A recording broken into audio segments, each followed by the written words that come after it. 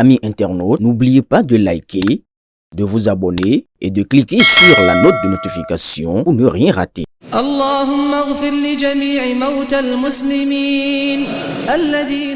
Vendredi 17 avril 2026 à 16h17, la reine mère Fariat Ouroubare, épouse Rachid Boudamassi, rendait l'âme, laissant derrière elle une vive émotion et un profond vide au sein de sa famille ainsi que de toute la communauté.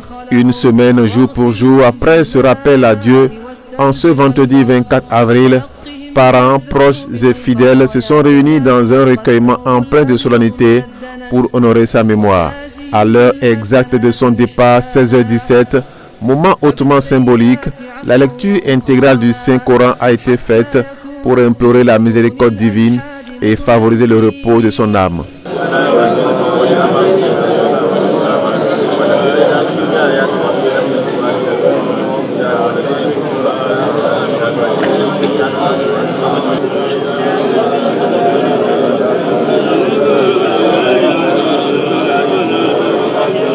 Une séquence spirituelle marquée par la ferveur, la dignité et une profonde communion de prière en faveur de la défunte, comme le souligne l'imam Kabirou Yari. Comme vous l'avez remarqué, la prière de ce soir, c'est une prière qui précède la grande prière du 8e jour, les cérémonies du 8e jour qui se tiendra samedi dans la grande mosquée de Yebouberi.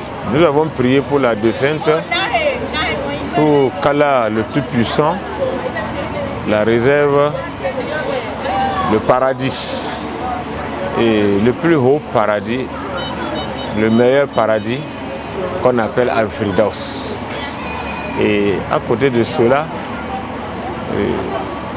le chapelet que nous avons fait, les invocations que nous avons faites, qui sont destinées à la défunte, toujours ces prières ont les mêmes buts que la lecture du Coran.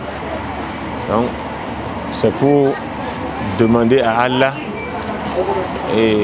d'apaiser la défunte là où elle est et que son âme se repose en paix. Depuis l'annonce de son décès, le domicile familial ne désemplit pas.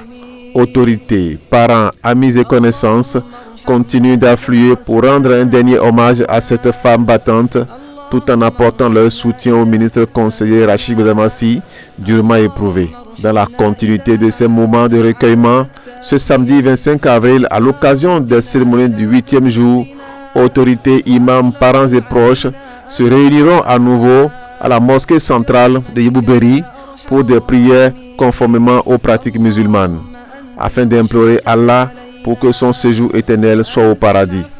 Au-delà de la douleur, cette mobilisation constante témoigne de l'empreinte indélébile laissée par la reine mère Fariat Ouroubare, dont le souvenir restera à jamais gravé dans les cœurs.